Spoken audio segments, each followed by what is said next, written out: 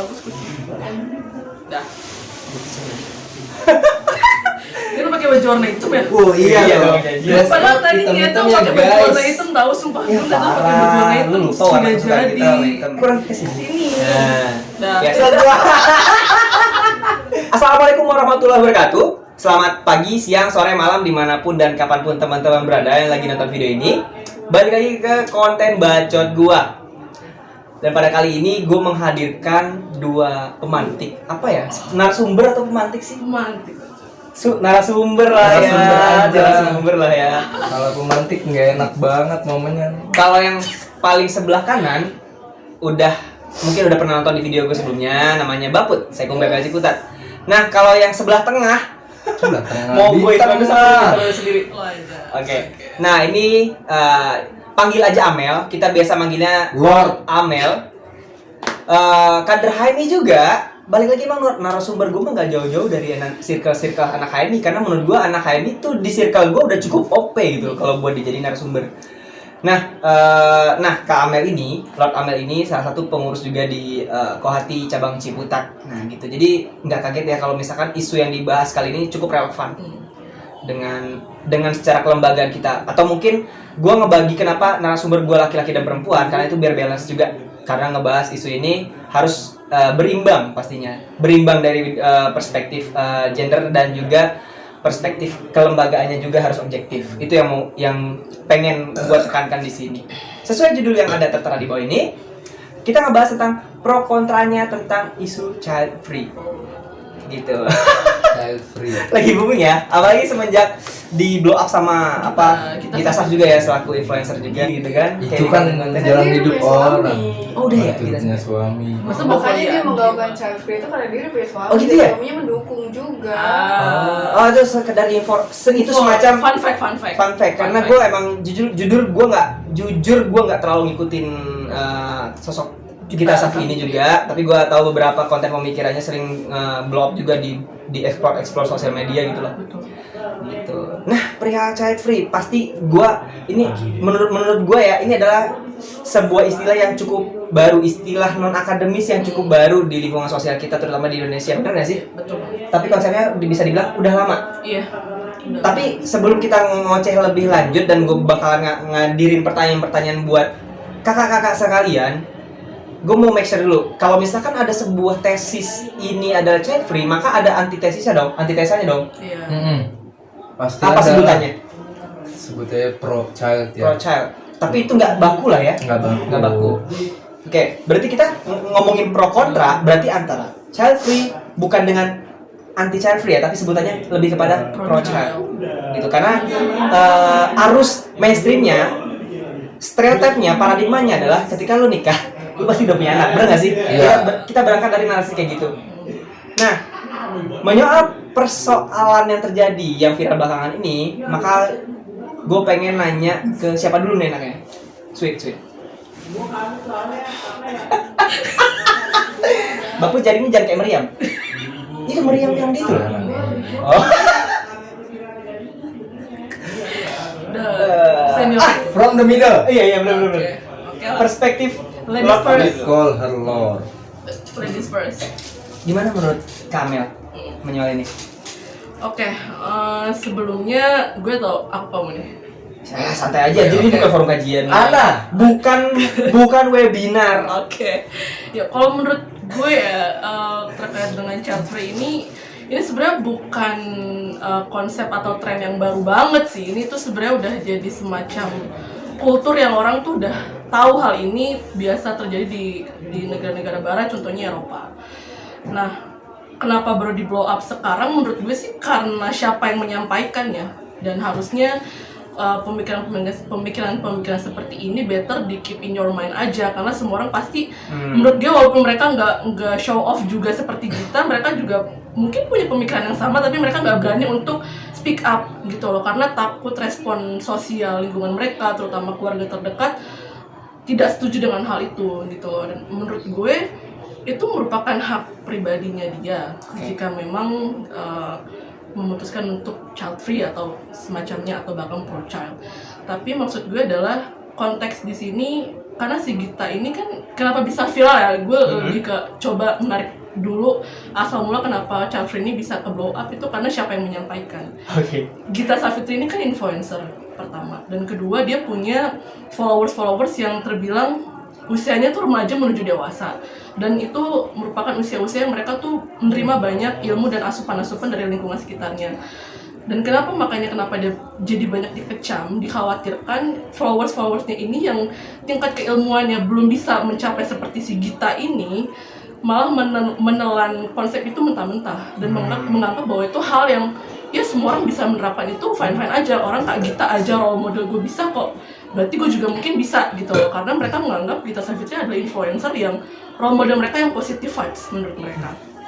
Nah, menurut gue di sini ini tuh bukan konsep yang baru banget cuy, ini tuh konsep udah ada, udah lama banget, cuman di Indonesia ini hal yang awam, bukan tabu banget sih. hal yang tabu banget, hal yang tabu, dan itu ini tuh kayak udah konstruk sosial bahwa kalau lu single, lu harus nikah, udah langsung punya anak, that's it gitu loh. Itu seperti sebuah hukum kewajiban yang secara nggak langsung mengikat seluruh onggok manusia yang ada di Iya lagi. nggak sih? Enggak. Kayak itu udah sebuah keharusan gitu. Even lu bilang enggak lah, gue nanti mau nikah nanti aja, atau misalnya gue setelah nikah pengennya pacaran dulu sama suami gue berapa tahun, atau misalnya pengen 3 tahun dulu deh nikmatin sama-sama berdua baru nanti punya anak. Bahkan di momen ketika kalian suami istri setuju untuk belum mau punya anak, itu orang lain malah yang mendikte kalian, itu kan belum punya anak sih, That's the point. gitu loh. Emang nggak takut umurnya ketuaan? Emang nggak takut kalau misalnya nanti orang tua atau mertua tiba-tiba umurnya udah nggak ada, kan nggak bisa punya cucu segala macam. Jadi seolah ini kita apa ya? Itu sudah seperti kewajiban yang mengikat banget. Kalau nggak punya anak lo aneh lah intinya, lo beda, pokoknya lo nggak normal lah intinya kayak gitu. Padahal selama pasangan suami istri itu mereka menyetujui dan sepakat bahwa ayo kita nggak usah punya anak dulu deh, itu enough menurut gue, dan harusnya lingkungan Itu sekitar garis bawah ya, seriusan itu harus digaris bawahi. iya, menurut Lain gue barusan. lingkungan sekitar tuh nggak perlu mendikte urusan rumah tangga, dapurnya orang lain tuh nggak perlu gitu. Karena bagi gue ya, orang-orang yang mereka mendikte orang lain harus punya anak, harus cepet nikah segala macam, justru adalah orang-orang yang mereka mungkin ya merasa pernikahan itu malah menjajah mereka. Jadi mereka pengen orang lain pun merasakan kesengsaraan itu. Jadi kayak kok lo enak sih belum nikah segala macam, lo belum merasain sih nikah kayak gimana gitu kan. Khawatirnya seperti itu. Jadi janganlah ada pemikiran seperti itu gitu. Jadi kayak itu hak mereka. Kalau misalnya selama suami istri itu mereka sepakat untuk belum mau punya anak, itu hak mereka, dan itu bukan ranah kita orang luar untuk ikut campur dan intervensi. Seperti itu sih, ini untuk ini aja ya, apa namanya. Tapi di konteks child free ini yang perlu mungkin gue juga kurang tahu lebih mendalam ya. Ini maksudnya belum memutuskan untuk punya anak atau memang ketidakinginan untuk punya anak? Iya sih. Jadi kalau dari observasi gue ya, dari penglihatan gue sebenarnya dilihat juga dari sudut pandangnya Gita Savitri dan sepengetahuan gue tentang kultur nggak mau punya anak di negara-negara barat, biasanya tuh alasannya tuh ada 2 faktor, finansial dan psikologi. Finansial dan psikis. Nah, oke lah, katakanlah si Gita ini dia dari segi finansial udah settle, udah fine gitu, dia udah bisa menghidupi, udah cukup. Kenapa sih dari segi finansial dia udah oke, kenapa dia memutuskan untuk nggak mau punya anak padahal kondisi kesehatan tubuhnya untuk bereproduksi itu bisa gitu loh. Nah, pasti ada alasan lain dong, kita harus cari tahu. Kalau dari sudut pandang gue adalah dari segi psikisnya. Dari segi psikis ini yang justru juga harus dilihat lebih jauh alasannya kenapa sampai dia bisa ada di fase atau poin mengatakan ayo kita mendingan gak usah punya anak, kita child free aja. Itu pasti ada reason, gak mungkin tiba-tiba dia ujuk-ujuk kenapa kita gak usah punya anak, gak mungkin cuy.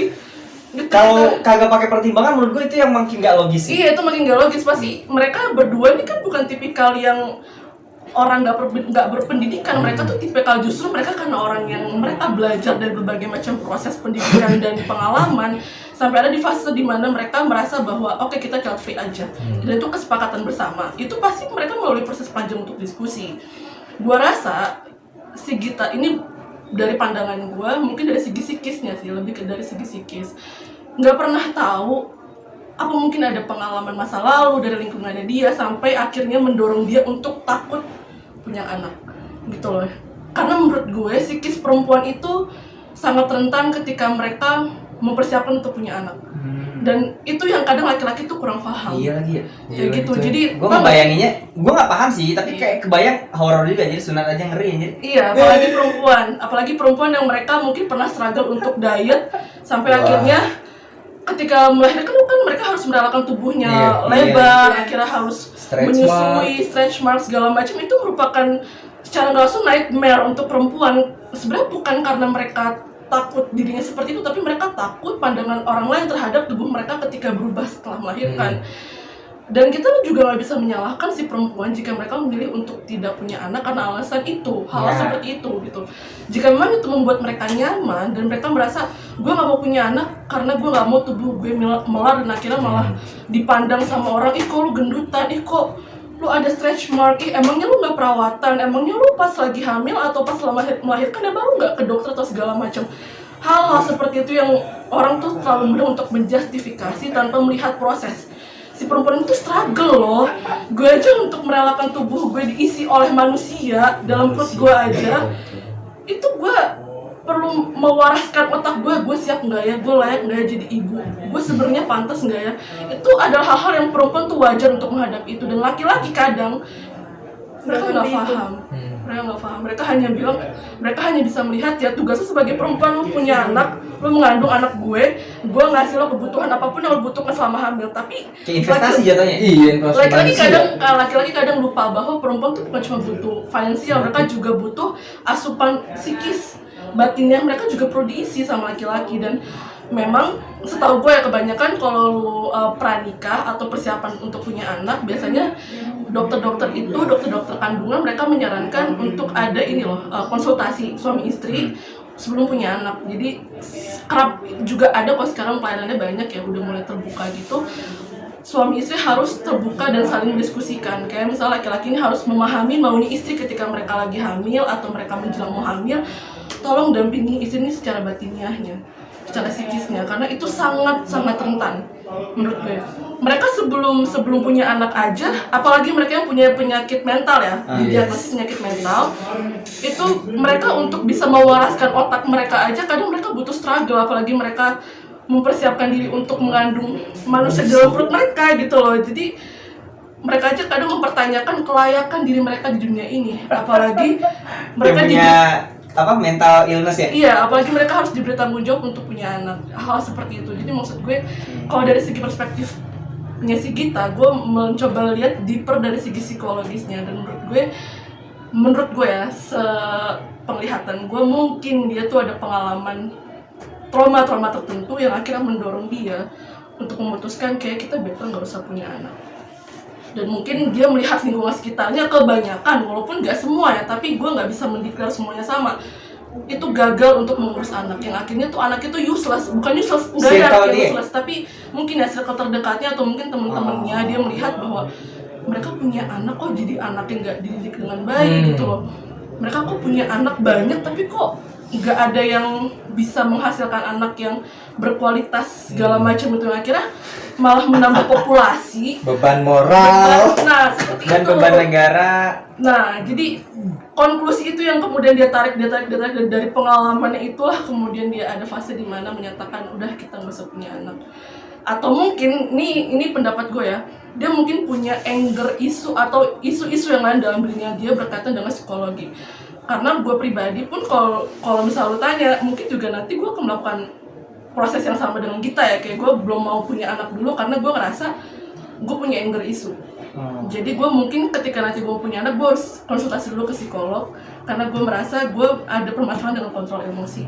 Gue takut ketika nanti gue punya anak itu akan mempengaruhi psikis anak gue karena anger issue gue ini, karena gue punya masalah dengan kontrol emosi. Dan hal itu penting sebenarnya. Kebanyakan orang tua tuh mereka nggak concern kalau yang penting gue punya anak.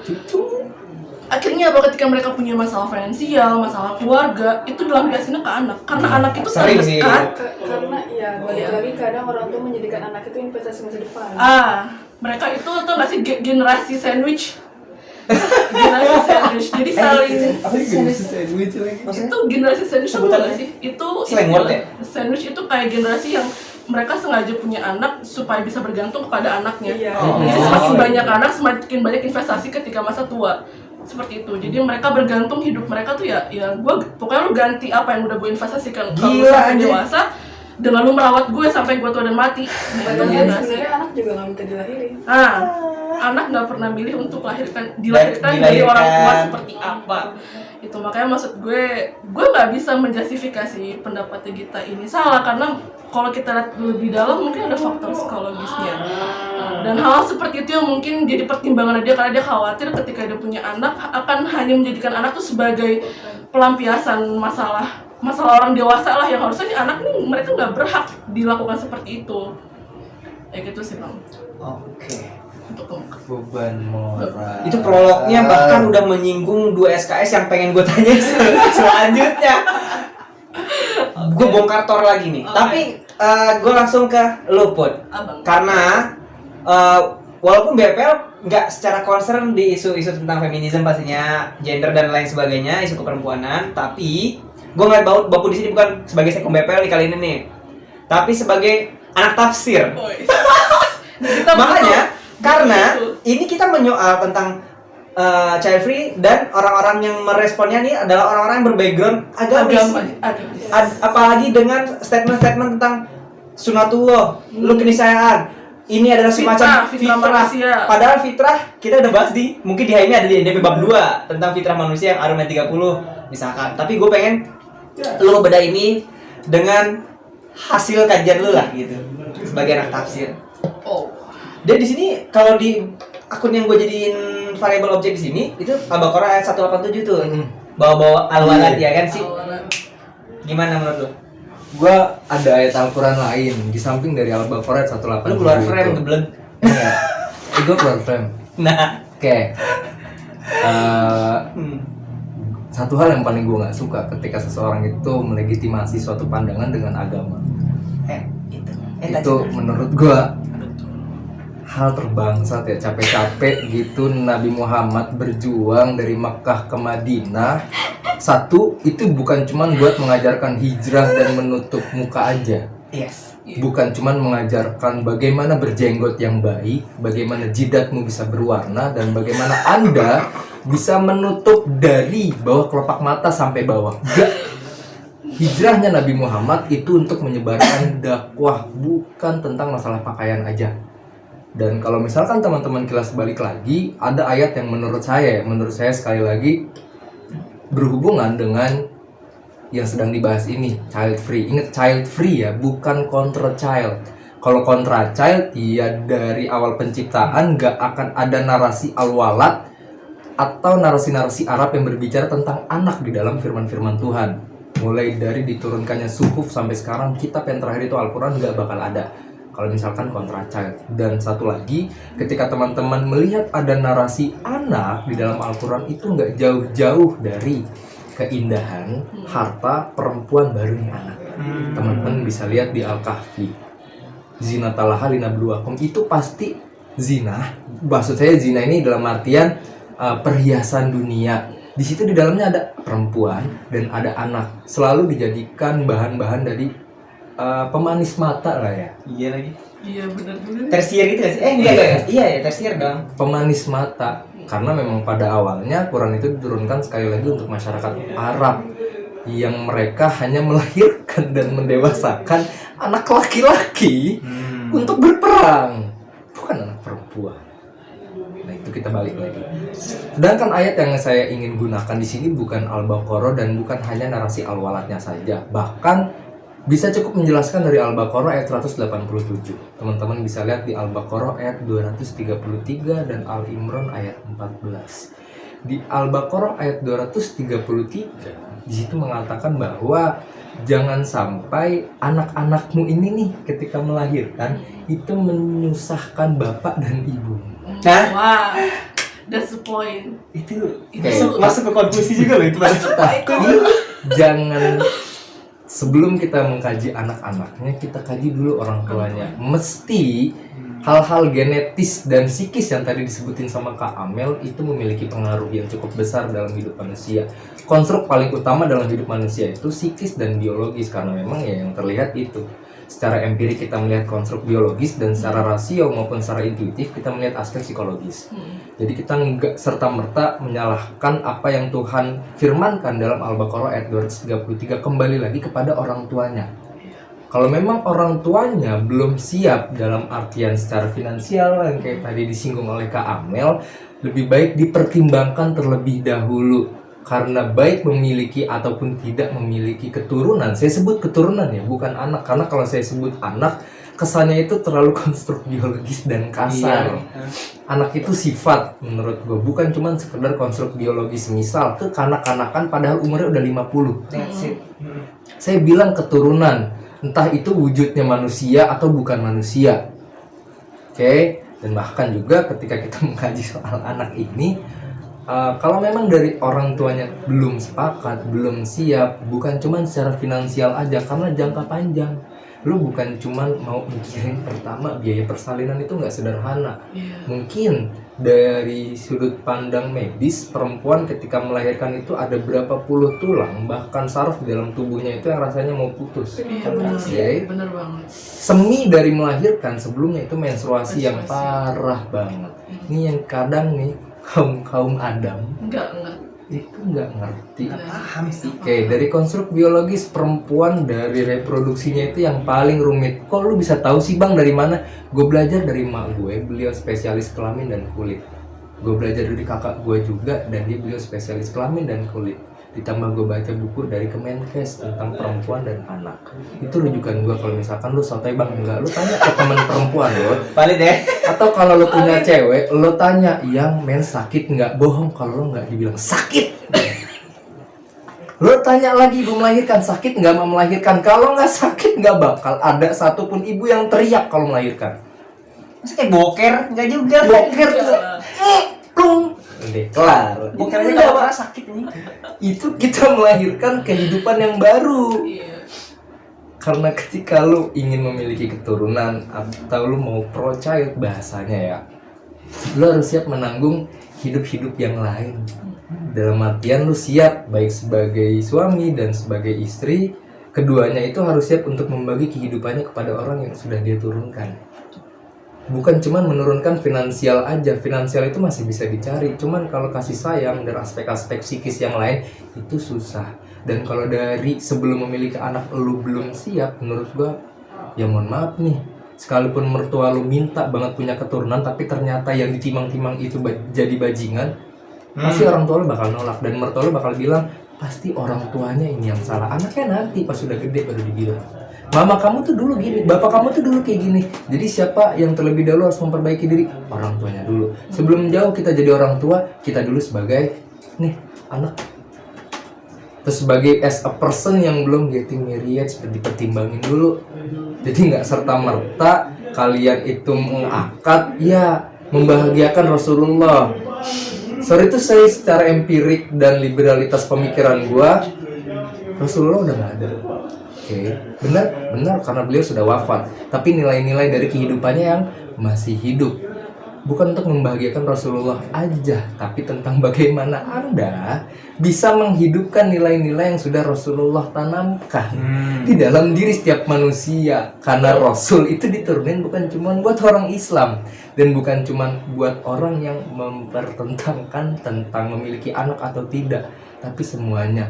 Dan jangan sekali-kali menggunakan dalil agama, mengatasnamakan Tuhan, mengatasnamakan hal-hal teologis lainnya untuk menjustifikasi argumen-argumen duniawi Anda. Karena menurut gua, ya kembali lagi, memang itu pilihan setiap orang. It's all about perspective, not about theological perspective. Theological perspective itu back to our religion. How Islam, how Christian, how the Jews, how the Buddhism, how everything about religion, ya itu kita kembaliin ke agama masing-masing. Ya pada dasarnya ketika Anda ingin memiliki keturunan, Anda pertimbangkan jika tidak sesuai dengan cita-cita Anda secara pribadi tanpa pautan dengan agama, ya pertimbangan kembali. Tapi kalau menurut Anda dengan memiliki keturunan, Anda bisa mencapai tujuan perdamaian sebagaimana dihadirkannya semua agama, silahkan. Karena ketika Anda memutuskan untuk memiliki keturunan, maka Anda harus siap menanggung hidup-hidup yang lain. Dalam artian Anda harus bisa menghidupkan yang sebelumnya mati. Iya nggak sih, sebelumnya kita mati? Iya. Iya. Meskipun Belum pada masuk ke akhirnya alam rahim kan. Nah, wamah yaya wamah mati. Kan gitu dulu, mati dulu nih, kita nggak ada, dalam artian ya jiwa kita belum hidup gitu loh di dunia empirik ini. Baru yayanya itu ketika kita berkembang dewasa, kita bisa belajar, kembali lagi ke mati. Itu yang harus dipertimbangkan. Jangan menggunakan dalil agama dengan sederhana. Dan secara eksplisit tadi ayat yang saya gunakan, yakni Al-Baqarah ayat 233. Jangan sampai ketika Anda melahirkan anak, saya gunakan anak karena di sini konsepnya biologis sosiologis, anak yang Anda lahirkan itu menyulitkan kehidupan Anda berdua. Jadi tolong dipertimbangkan dari segala aspek, mulai dari tadi yang Kamil sebut, finansial juga iya, biologis juga iya, produktivitas umur kalian dipertimbangkan, psikologi yang mengikuti konstruk biologis juga perlu dipertimbangkan. Dan kita juga harus mempertimbangkan pasangan kita, khususnya teman-teman perempuan, karena yang lahirin mereka, ya nembak cuma kita doang. Iya benar. Jujur aja, Itu kodrati. Itu bagian kalian udah fix. jangan sampai ya lu udah nembak tapi lu nggak mau gitu tanggung jawab semuanya. Karena lu udah nembak ya berarti konsekuensinya lu harus tanggung jawab dengan kehidupan yang lain. Gua harap bisa dipahamin ya penjelasan gue yang cukup sederhana Tadi dan sebatas bisa itu. beberapa dijadiin quotes dan caption aja kalimatnya bagus. Nah, makanya kayak di kolom yang postingan ya, gue nggak banyak ngambil sampling karena menurut gue nih temanya udah cukup luas. Kalau gue terlalu banyak ngambil sampling yang ada nanti kita nggak cukup 3 SKS. Apalagi kayak gue sembari hunting netizen juga tadi sampai ada beberapa komentar yang agak tendensiusnya kayak seolah malah jadi entah itu ad hominem ataupun juga malah jadi logika falasi. Semisal kayak yang apa itu kegunaan rahim yang mubazir ketika lu gak di menurut gue langsung ke trigger coy, walaupun gue gak pernah Rahim lu mubazir, wah buset. itu kan kayak tadi lu bilang jadi kayak investment dong anak. Iya. Ibaratnya jadi kayak lu Wow. mesin pencetak anak doang. Pabrik anak, kita nih perempuan pabrik anak katanya ternyata. Dikata rahim semua Jangan orang mentang-mentang sama. namanya Showroom kali ya. produksi, ada produksinya, jadi kita cuma bertugas untuk memproduksi anak. Jangan karena judulnya untuk reproduksi, jadi kita Iya. bagian produksi aja terus nggak ada Nah, tanggung jawabnya. itu Kan aja. nggak sesederhana itu. Ada yang netizen berjempol liar. Otak ente mubazir. Bukan cuman otak, Tuhan pun dari atas sia-sia menciptakan Anda. Gue apalah tak kilun. Kalau misalkan kegunaan rahim perempuan mubazir, gue nggak menyalahkan perempuan, gue menyalahkan Tuhan yang menciptakan. Kenapa diciptakan rahim perempuan kalau pada akhirnya mubazir cuman karena nggak melahirkan? Nah, that's the point. Sumpah orang-orang itu apa ya? Gue heran gitu. Serem loh. Beragamanya hasil giveaway atau gimana gitu. KTP. Dia Islam di KTP doang coy berarti coy. Parah itu. Tapi sebelum ini durasinya pas lah untuk konten kali ini. Sebelum gua tutup gitu, gua nggak mau menyimpulkan sih karena lebih relevannya closing statement karena narasumber. Kalau simpulan berarti gua materinya. Gua pengen closing statement dari Lord Amel lagi. Oke. Runut. Closing, oke. Ini terakhir sebagai penutup ya. Sebenarnya kalau dari segi gue pribadi, gue tipikal yang lo bisa mungkin nyebut gue tipikal yang sekuler mungkin atau liberal, whatever you want to call me. Tapi bagi gue adalah gue percaya bahwa kita nih Islam bukan agama mengawang-awang coy. Kita bukan agama utopis, bukan agama surgawi yang kayak dongeng yang lo lihat-lihat lah di film-film. Kita nih agama yang berdasarkan logika dan rasionalitas. Jadi jangan mentah-mentah membaca dalil Al-Quran maupun hadis begitu saja. Itu harus ada kajian lebih dalam lagi dan sebisa mungkin jangan menyebarkan dalil-dalil yang orang tuh udah ikutin aja pokoknya sama di Al-Quran kayak begini. Itu sesat namanya. Sesat karena jangan sampai nih agama yang kita luas dan luar biasa karunia Tuhan kasih ke kita nih. Islam ini kan sebutannya nikmat Islam. Kenapa ada nikmat Islam? Karena nikmatnya ini untuk kita kaji lebih luas yang kita terapkan ke kehidupan kita. Bahkan Islam itu membahas tentang tetek bengek sampai reproduksi, kesehatan, bahkan tumbuh-tumbuhan yang ada di dunia ini gitu. Nggak sesempit urusan masalah kayak tadi Bang Baput bilang, masalah berpakaian atau masalah soal menikah atau tidak menikah gitu loh. Enggak, Islam itu agama yang rasional dan lo bisa kaji dari segi manapun, bahkan dari berbagai macam perspektif, mazhab, liberal, realis, komunis, itu bisa dikaitkan dengan Islam gitu loh. Jadi balik lagi, maksud gue di sini sebagai closing statement, apa yang kalian lihat, pendapat tentang child free atau apapun itu yang mungkin menurut kalian tuh tabu untuk kita umat muslim, jangan mudah dengan menjudge kalau lo kafir, wah lo liberal nih, lo apalah segala macam. Skip. Jangan seperti itu, jangan seperti itu. Kita nih Islam agama yang sangat-sangat beragam dan sangat rasional. Kalau kalian mau mengkaji itu, tapi kalau misalnya kalian cuma sekedar mengkaji Islam dari segi textbooks, sorry itu saya itu nggak masuk di level mereka yang mungkin mereka udah hatam duluan, makanya mereka sampai ada di poin dimana ya gue menyatakan ini karena menurut gue agama gue juga menerima ini gitu loh, gue berkaitan dengan agama gue juga. Seperti itu guys. Apa tuh seperti gue? Gila nih early applause sih kalau untuk hari ini. Gue emang. Oke, the next. Lord. Ini Lord The gua. next. But last but not least, Iya. ladies and gentlemen, Bang Baput. silakan. Udah, ini lu yang ngasih kesimpulan gitu ya. Maksud gua Kalau gua penutup. semua gitu ya. Konklusi closing. Oke. Gue moderator di Oh di sini. iya. Gue gak mikir ya. Sedikit Suka mikir, lupa. cuman gue nggak ngambil referensi lah. Sok atuh Kang Baput. Baik child free maupun pro child, dua-duanya itu mesti punya konsekuensi yang gak sederhana. Ketika lu sudah memutuskan bahwa lu siap untuk laki-laki sebagai menjadi bapak, dan untuk perempuan lu siap untuk memutuskan diri lu sebagai ibu, maka dipertimbangkan terlebih dahulu. Kita punya anak, rezeki kita ya emang udah diatur sama Tuhan, tapi ikhtiar kita yang mesti dipikirin, nanti siapa yang ngurus anak kita kalau kita berdua kerja. Iya. Itu pertanyaan yang menurut gue menjebak. Kalau lu udah nanya siapa yang bakal ngurus anak, ya berarti lu emang gak siap buat punya anak. Padahal jawabannya udah jelas, kita.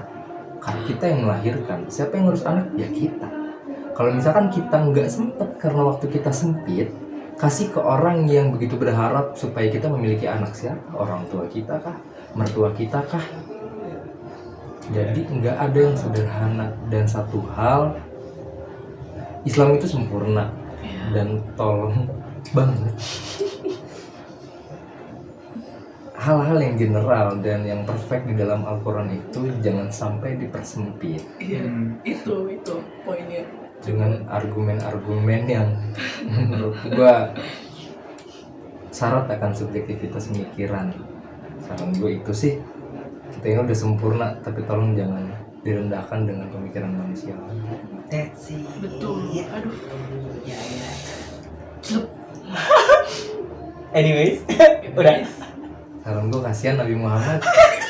Jadi kami kita dulu gak sih? Iya. Nabi Muhammad dibawa baut sih. Iya. Bukan kami kita, Alasannya karena tameng. dia jadi tameng. Ente mau selamat baru salawat. Iya.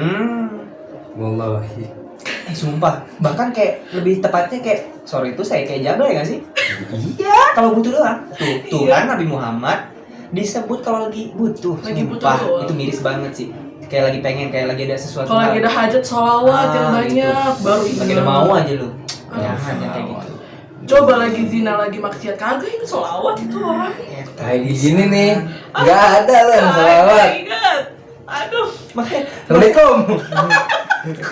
Yo, bukan di sini ya, di bawah. Assalamualaikum. Kan lagi gini, otaknya pindah ke bawah. Agamanya gak ada benar. Aduh. Bang, makanya menit. jangan jadi hipokrit yang tidak jelas itulah. Iya. Itu cringe banget sih anjir. Jangan jadi umat yang cringe. Ntar lu di roasting nih sama sorry gue sama Bimo. Enggak. Mereka mah nggak ngerosting hal-hal kayak gini lah ya. Cukup kita aja yang ngerosting. Kalau belum ada yang roasting soal kayak gini selain MLI, maka kita lah orang. Dan cuma di channel ini. Belum aja kena banned ini akun gua. Enggak lah ya. Kalau banned tinggal bersuara lagi, gua masih punya backupan. Gila sakti. Gila. Oke, tapi gini, wah gila. The real thank you so much banget sih Andri. Gimana ya? karena ini di luar ekspektasi gue banget pemaparannya. Karena selain kenapa gue ngadain pemantik itu buat ngeramein diskusi, tapi di satu sisi adalah gue dapet ilmu baru. Itu poinnya ya. Gue dapet ilmu baru dari perspektif teman-teman gue. Itulah kenapa gue nggak pernah insecure dengan circle gue yang ada, karena secara keilmuan gue nggak pintar, tapi karena gue bergaul dengan orang-orang pintar, jadi dapat khazanah keilmuan yang fresh buat gue. Jadi gue di sini disclaimernya mungkin di akhir ya, nggak di awal. Kayak seharusnya gue disclaimernya di awal, cuman lebih enaknya sekaligus gue closing. Kira-kira begini teman-teman, gue gak mengarahkan lu mau pro atau kontra yang mana, tapi paling nggak lu harus bijak dalam menilai sesuatu. Ini aja konten ini ketika lu nonton dari awal sampai habis, gue membebaskan lu menilai seperti apa, karena di sini nggak ada propaganda tertentu yang lu harus mengikuti pro atau kontra. Lu mau child free atau lu mau child atau lu kontra child sekaligus gitu. Kontra child ini kan sesuatu hal yang semacam di luar tadi ya, di luar dua tadi. Ibarat kata kalau ada Sunni Syiah, dia khawarij gitu. Maaf, ini tidak bermaksud untuk menyinggung salah satu aliran Anak bawang jangan disebut. yang ada di dalam alam pemikiran Kan udah nggak ada, Islam. kan udah nggak ada, bocahan itu udah musnah oleh zaman sih gitu. Tapi itu aja, karena gue juga gak menghadirkan konklusi karena sudah dijelaskan oleh dua pemantik kita, dua narasumber kita kali ini. Semoga apa bacotan kita di video kali ini bisa bermanfaat bagi kesadaran intelektual teman-teman yang nonton ini. Akhir kata dari gue, yakinkan dengan iman, usahakan dengan ilmu, sampaikan dengan amal. Yakin usaha sampai. Bye bye. Assalamualaikum. Wallahu a'lamu bisawabih. Lupa menerima kayak aturan ngomong itu aturan. Wallahu a'lamu bisawabih. Ya, nggak apa-apa, yang penting di ending. Bye bye.